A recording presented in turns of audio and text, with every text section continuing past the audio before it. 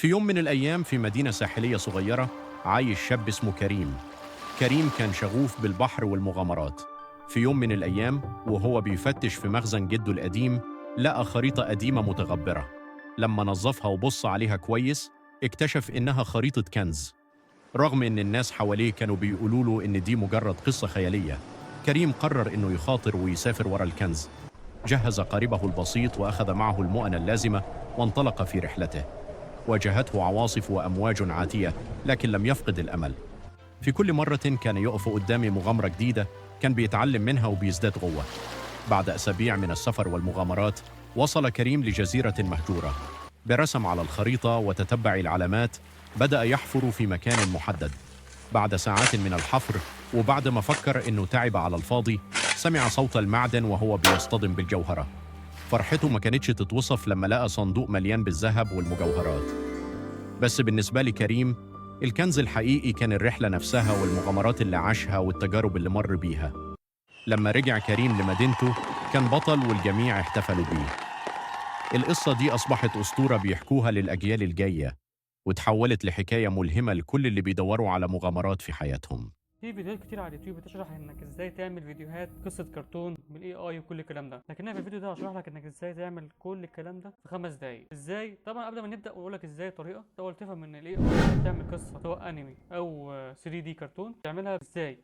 اولا تعمل سكريبت من الاي اي من على شات جي بي تي، بعد كده بتاخد القصه وبعد كده بتجيب صور بالاي اي من على مثلا موقع زي ليوناردو ولا حاجه. بعد كده بتشوف برنامج زي فيكا لابس او برنامج زي لوما عشان تحرك الصور دي، ولكن البرامج دي بتعلق وبتطول، احيانا بتكون محتاجه فلوس. رابع حاجه محتاج صوت بالاي اي زي مثلا برنامج 11 لابس. تمام. خامس حاجه المونتاج بالكاب كات. يعني انت كده عندك 5 حاجات بتستعملها عشان تعمل تجمعهم كلهم عشان تعمل قصه ايه؟ كرتون. انا في الفيديو ده هجيب لك موقع واحد بس هيعمل لك كل الحاجات دي حرفيا في 5 دقايق ويمكن اقل كمان. طبعا انا دورت كتير لحد ما لقيت الموقع ده. قبل ما نبدا الفيديو شكرا على المشاهده بتاعت الفيديو اللي فات اللي جاب 1200 مشاهده، ويا ريت تشتركوا في القناه عشان نوصل 1000 مشترك بسرعه. ويلا بينا نبدا. ده الرابط بتاع الموقع هسيبه في الوصف.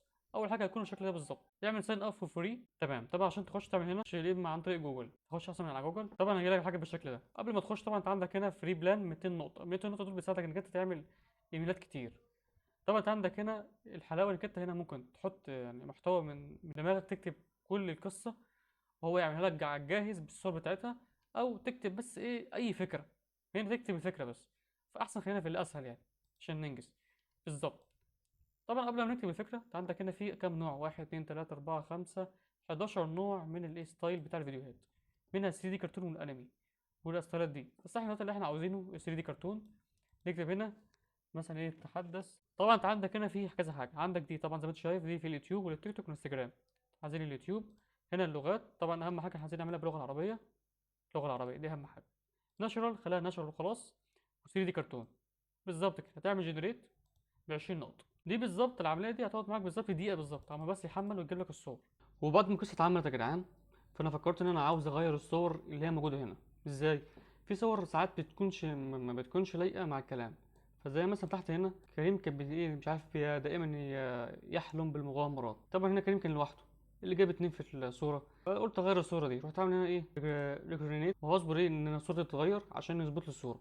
تمام. الصوره دي حلوه شويه. بعد كده قلت ان انا كده عايز اعمل ايه بعد ما خلصت وجبت الصور. انا عاوز ان انا احرك الصور. فكويس ان الموقع ده بيجيب لك خيار هنا اسمه انيميت عشان اعمل ايه عشان اعمل انمي للصور. يعني هعمل هنا انمي نعمل اوكي. هيحمل هنا قدام هنا كده في دقيقه كده. تمام كده عملنا فيديو 5 ثواني. هنشوف كده الفيديو بقى عامل ازاي.